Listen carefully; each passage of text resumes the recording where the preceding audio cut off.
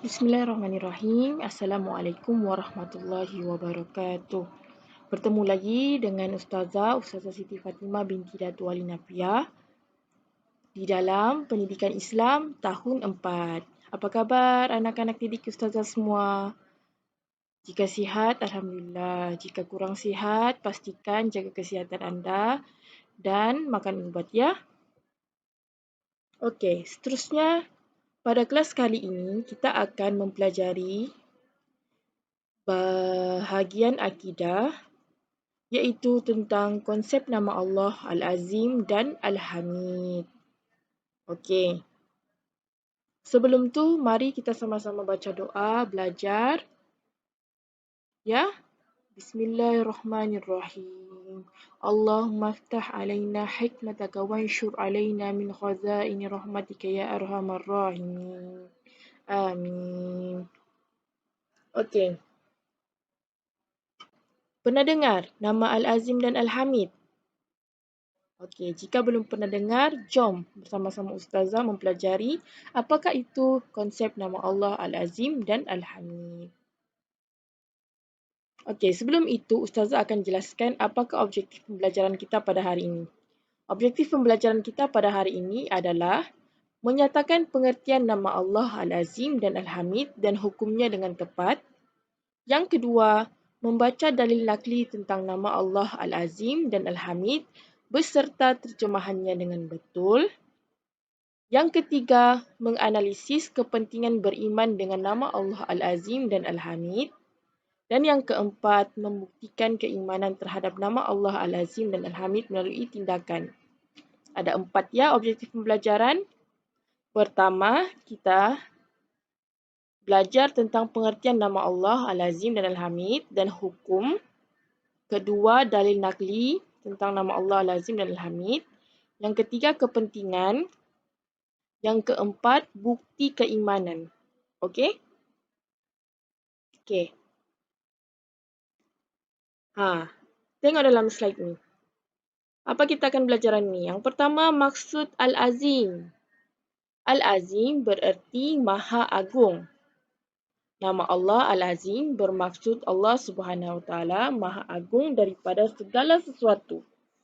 Tiada makhluk yang dapat menandingi keagungan dan kehebatan Allah Subhanahu Wa Taala. Okey, Al-Azim maksudnya adalah Maha Agung.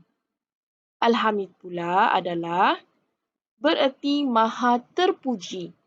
Nama Allah Al-Hamid bermaksud Allah Subhanahu Wa Taala Maha Terpuji telah melimpahkan segala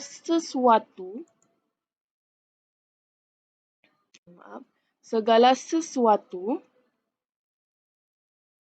kurniaan nikmat kepada makhluk dan sangat layak dipuji. Okay, hukum beriman dengan nama Allah Al-Azim dan Al-Hamid adalah setiap Muslim wajib beriman dengan nama Allah Al-Azim dan Al-Hamid. Wajib ya, hukumnya adalah wajib. Okay, mari kita tengok dalil nakli Al-Azim. Dalil nakli Al-Azim adalah A'udzubillahi minasyaitonirrajim. Bismillahirrahmanirrahim. Wahuwal aliyul azim. Wahuwal aliyul azim. Surah Al-Baqarah ayat 255 yang bermaksud dan dia maha tinggi, maha agung. Dia bermaksud di sini adalah Allah Subhanahu Wa Taala. Okey, kita tengok pula dalil nakli bagi Al-Hamid, nama Allah Al-Hamid. A'udzu billahi minasyaitonir rajim. Bismillahirrahmanirrahim. Innahu Hamidum Majid. Innahu Hamidum Majid. Yang bermaksud sesungguhnya Allah Maha Terpuji lagi Maha Mulia.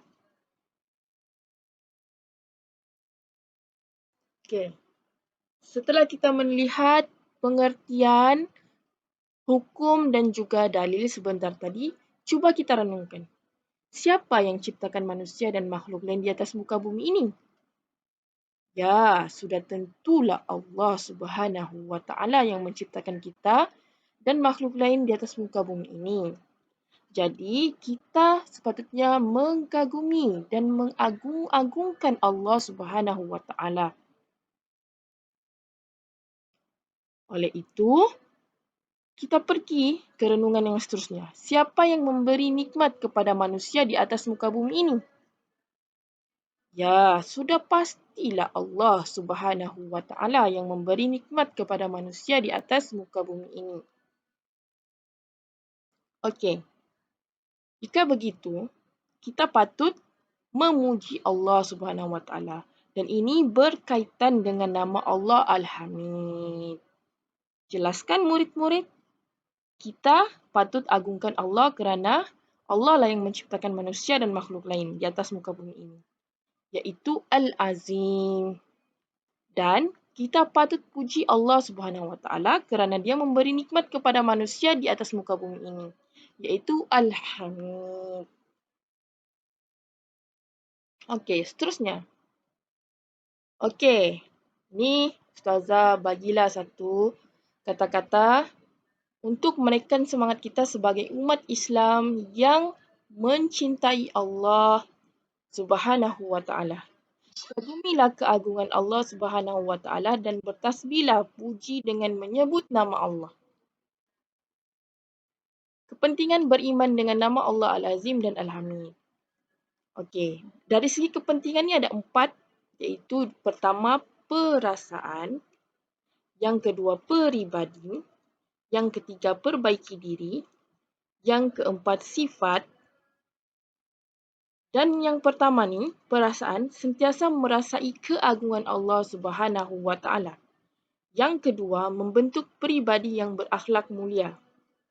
Yang ketiga berusaha membaiki diri supaya menjadi manusia mulia.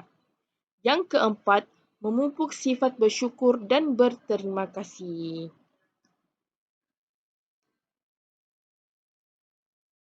Okey. Dan ada lagi 2 kepentingan beriman dengan nama Allah Al-Azim dan Al-Hamid, iaitu sikap. Melazimi sikap merendah diri dan tidak sombong. Dan tasbih selalu memuji Allah Subhanahu wa Ta'ala dengan menyebut Subhanallah.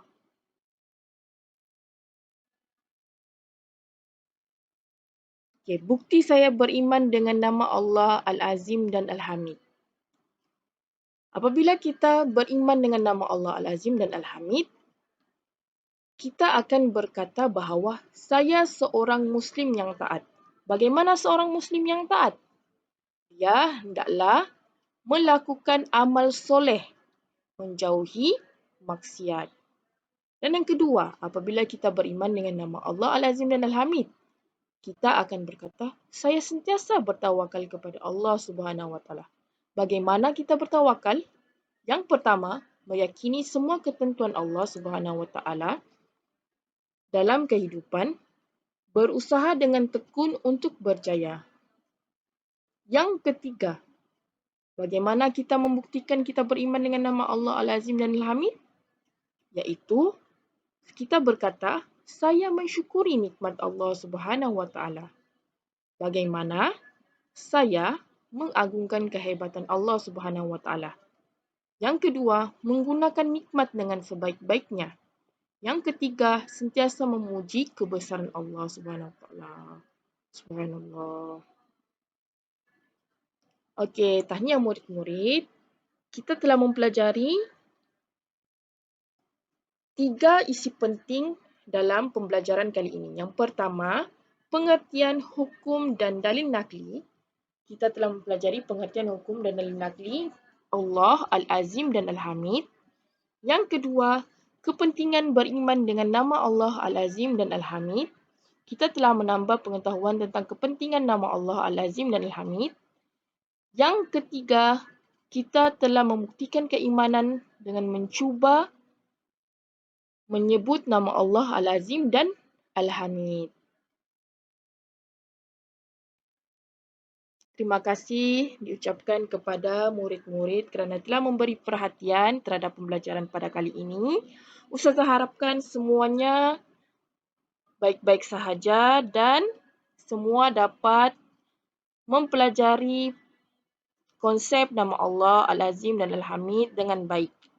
Jika ada apa-apa pertanyaan, boleh hubungi Ustazah, Facebook Ustazah, email Ustazah ataupun nombor telefon Ustazah yang tertera pada video ini. Terima kasih.